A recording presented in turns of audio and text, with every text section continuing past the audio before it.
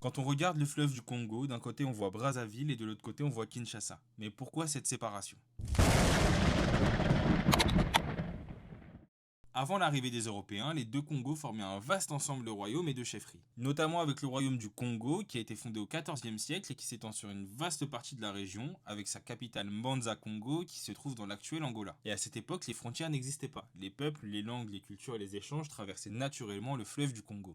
Et tout change avec l'arrivée des Européens. Au XIXe siècle, lors de la course à l'Afrique, les puissances coloniales européennes se disputent littéralement le continent. Et c'est à ce moment que le Congo est littéralement coupé en deux. En 1884, la conférence de Berlin a lieu et c'est catastrophique. Tous les Européens sont autour de la table pour se partager le continent africain, mais aucun Africain, lui, n'est invité. Et c'est comme ça que le fleuve Congo devient la frontière naturelle de deux zones d'influence. À l'ouest, la France s'empare de la rive gauche qui deviendra la République du Congo, celui de Brazzaville. Et à l'est, le roi Léopold II de Belgique obtient à titre personnel la rive droite. Pas au nom de la Belgique, mais comme propriété privée. Il en fera littéralement un camp d'exploitation.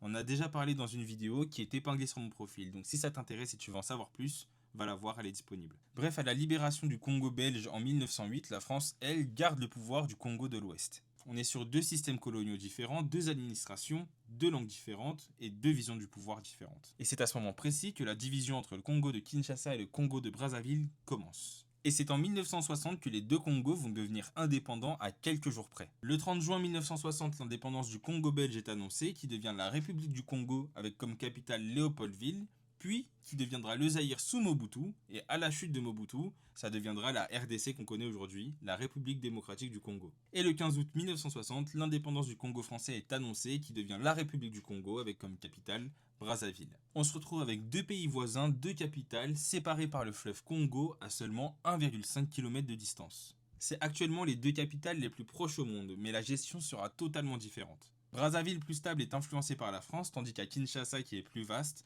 les coups d'État, les guerres et les ingérences des pays étrangers rendent la situation plus compliquée. Les deux Congos partagent encore beaucoup de choses, la langue qui est le lingala, les cultures, la musique et l'histoire commune, pourtant ils ne se sont jamais réunis. Et pour cause, des blessures coloniales, les influences étrangères et les trajectoires politiques en font deux rivaux alors qu'ils ont la même identité. Donc pour finir, on a deux Congos parce que les Européens ont décidé de couper le pays en deux, ce qui entraîne une fracture coloniale et une rivalité naissante.